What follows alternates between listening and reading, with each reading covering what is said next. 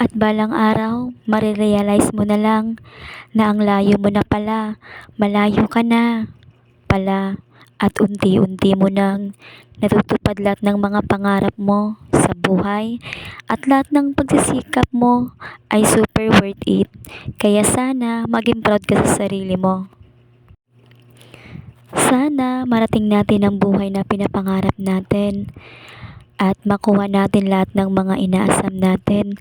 At sana kapag nagtagumpay na tayo, sana manatili tayong mapagkumbaba and always be humble. So, kaya remember to always be kind and magpakatotoo tayo. And sabi nga nila, kung sino yung nagpapakumbaba, yun ang itinataas. At yung nagpapakataas naman, yun ang binababa. So, naniniwala ako sa mga ganun na kasabihan. Kaya panatiliin natin na palagi tayong always be humble. Kung ano man yung natatamasa natin, dahil yun sa pagsisikap natin.